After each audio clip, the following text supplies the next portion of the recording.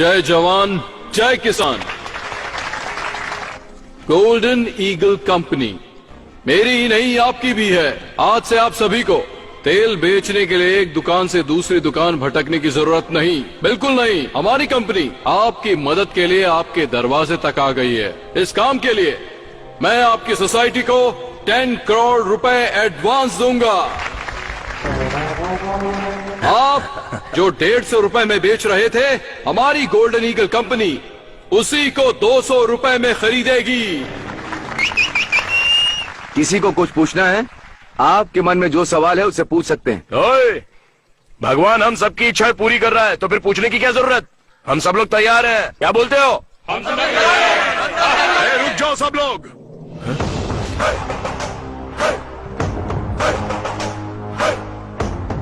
ओ, Nandi brand.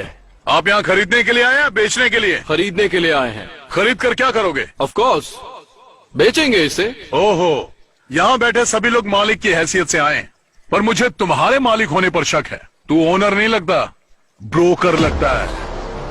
ये क्या कृष्णा, तेल कंपनी के मालिक को ब्रोकर कैसे कह सकते हो? महेश भाई, आप मूंगफली खरीदते हो और उसका तेल निकालकर दुकान पर बेचते हो। लोग उसे खरीदते हैं। तुम एक मालिक हो ये सब जानते हैं, लेकिन इस आदमी ने तो कुछ किया ही नहीं। हमसे खरीदेगा और किसी और को बेचेगा। तो जो बीच में आकर हमारी बिक्री को बढ़ा देता है उसे हम क्या कहते हैं?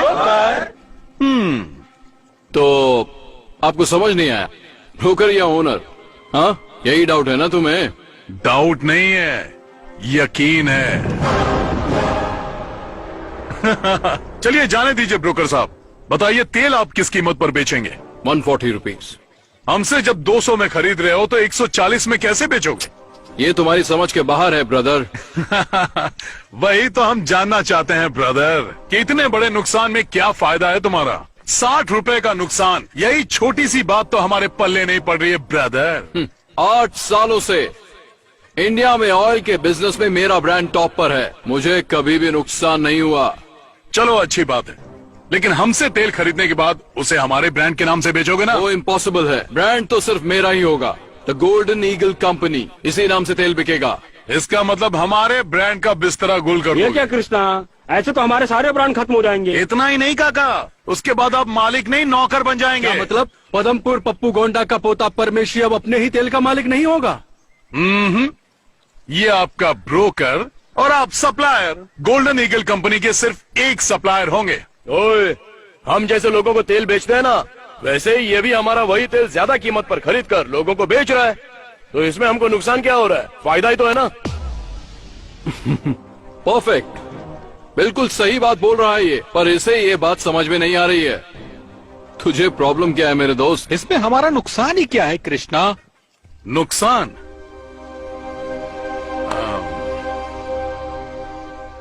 ए सीताराम, हाँ। यहाँ। क्या है कृष्णा? तुम्हारा नाम क्या है? सीताराम। पूरा नाम बताओ। सिल्क सीताराम पूरा नाम।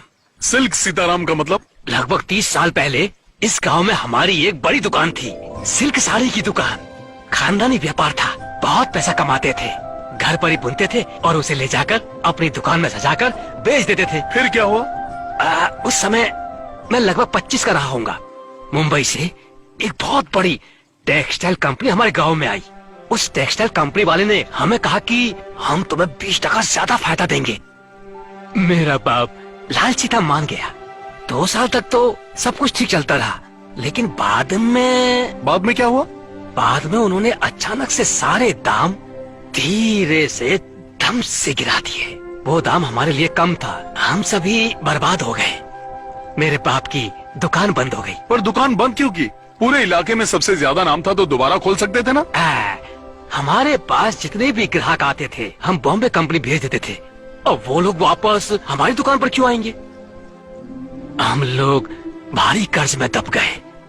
फिर उसके बाद मेरे पिता ने कर्जे की वजह से प्रॉपर्टी बेच दी, और एक दिन उन्होंने खुद को फांसी लगा ली।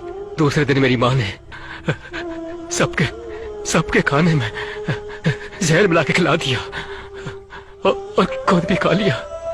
मेरे घर में 25 लोग थे, सभी मर गए। सिर्फ एक मैं बच गया ये दिन देखने के लिए। आज भी जिंदा रुमाल बेचने के लिए। रोते नहीं सीताराम, आज भी तुम अपनी इज्जत की रोटी खा रहे हो। कृष्णा भाई, जब कोई हमारी दुकान में खरीदारी करता था तो हम लोग उसे 2 रुमाल मुफ्त में दिया करते थे। हमने ये रुमाल कभी पैसा कमाने के लिए नहीं बेचा था, लेकिन आज यही रुमाल बेचकर अपना जीवन चला रहा और घुट घुट के पढ़ रहा हूं। कृष्णा, कॉटन, टेरी कॉटन रुमाल ले लो। आप लोग समझ गए होंगे कि मैं क्या समझाना चाहता था। मैं अपना ब्रांड नहीं बेचने वाला। नहीं, मैं भी नहीं बेचूंगा। मैं भी नहीं बेचूंगा। मैं भी नहीं बेचूंगा। अब मैं भी मरते दम तक अपने ब्रांड का मालिक रहूंगा। हम तैयार हैं।